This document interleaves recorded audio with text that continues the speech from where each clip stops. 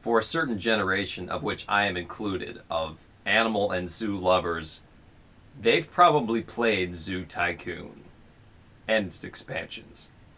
Now, Zoo Tycoon is basically a zoo simulator. You build a zoo, you put the animals inside, you build the exhibits, you make sure the zookeepers have certain routines, and that's pretty much it. You can set the price of the snack stands, you can make the bathrooms cost a price, you can put in specific smaller exhibits. It's just a fun zoo game. Just like in real life, the zoo animals eventually will pass away, but not for my favorite version of this game, Marine Mania.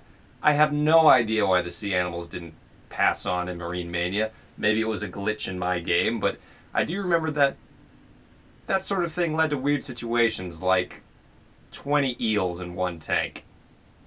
Being a giant marine nerd, I played the crap out of Marine Mania.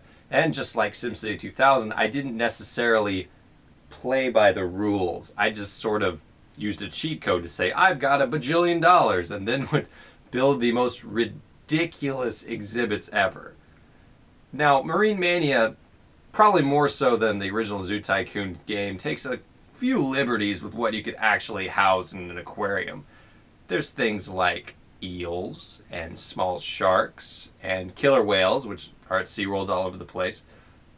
And then there's things like gray whales and sperm whales and great whites and blue whales. And yeah, some of those things have been held for certain amounts of time, but do you think there really would be a show for a great white shark? Probably not. But that was one of the fun things about Marine Mania, is it took what you'd want to happen and let you make a zoo out of it. Why not have manta rays? Why not have blue whales? Why not?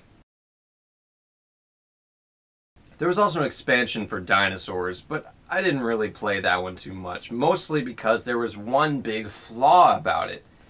And that was that the dinosaurs actually destroyed parts of their exhibit, which would pretty much be true, but they would destroy that part of the exhibit, and then they would get pissed off because there was some junk in their exhibit, so you constantly had to come in and fix it, and it was just a pain in the ass. So why would you do it? The rest of the game was a lot more fun. Like I said, it's a game for an entire generation of zoo nerds, and if you haven't played it, go ahead and check it out. It's probably not very expensive these days, and you might be able to buy it online. I highly recommend it if you love penguins.